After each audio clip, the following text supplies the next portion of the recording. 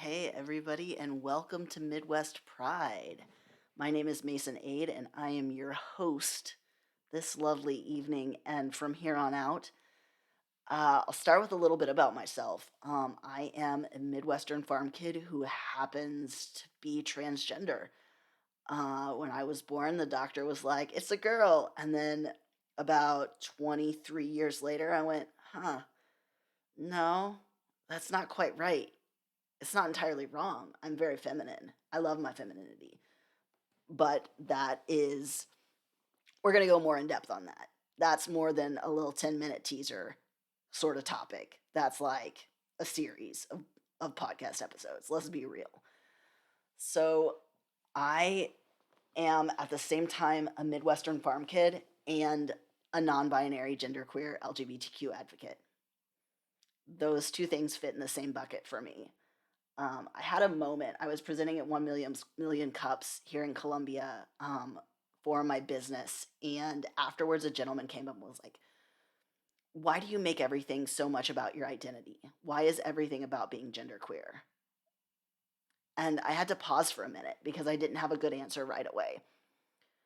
And what I came down to is, yes, I make a big deal out of my identity. I advocate for my pronouns. I use they, he pronouns. Again, we'll go into that later. And it is an integral part of who I am. And at the same time, I have a lot of identities that are very integral to who I am. One of them being Midwestern. I am a farm kid.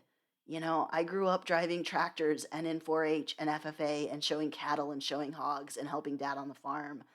Not as much as I could have, but enough to claim the title of farm kid, right? Like, I wore my FFA dress clothes. I learned Robert's Rules of Orders. We know this stuff. Well, not anymore. It's been a minute. But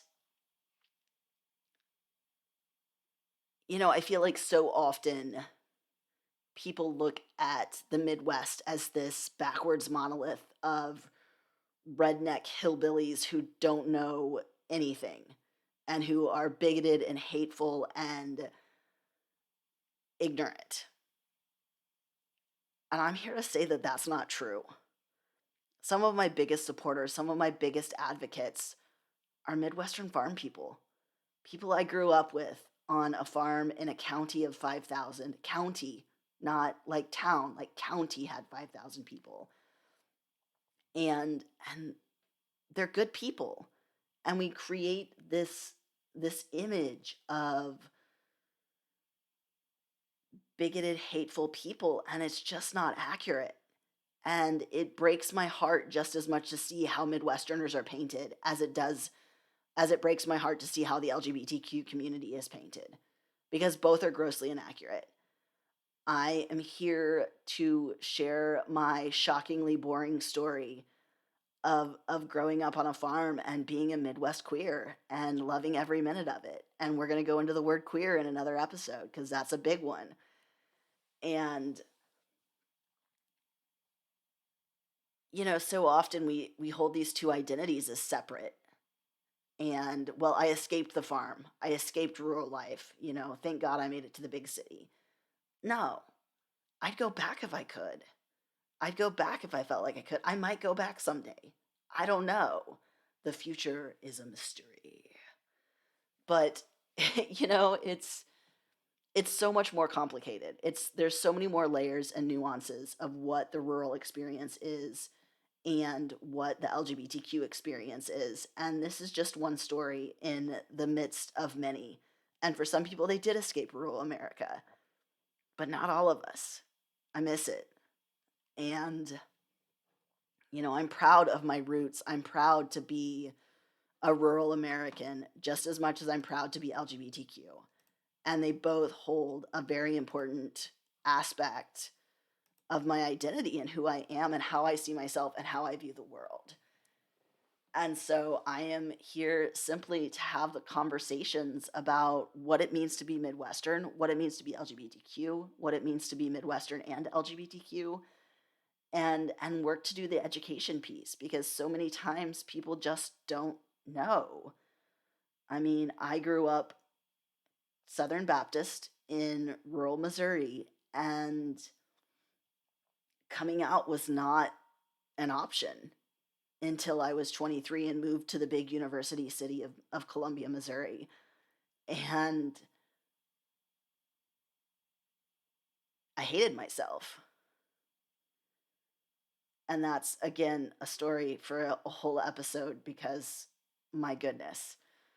Um, and, in 2004, gay marriage came up on the ballot. I was a 19-year-old kid fresh off the farm, and I voted against gay marriage, only to come out 4 years later because I didn't know. I was like ignorant in the best sense of the word. I thought it was all semantics. I thought it was all, oh, well, isn't domestic partnership, civil union, isn't that the same thing? Like, why is this such a big deal? I legitimately didn't know. And there wasn't anybody I could turn to ask. So here I am. Ask me questions. I am a safe space, or I aim to be. You're not offending me is a difficult thing to do. So it hasn't happened yet. But don't take that as a challenge. Yeah, let's not take that as a challenge. And I truly believe that most Midwesterners are not bigoted assholes. Pardon my French. I believe most Midwesterners are good, quality, hardworking people who just haven't ever met someone like me. Or if they have, it's someone who left the rural community and never came back. And so it's a Facebook figure. It's kind of an imaginary friend almost because you don't have that face to face contact. So let's have some conversations. Let's go deeper.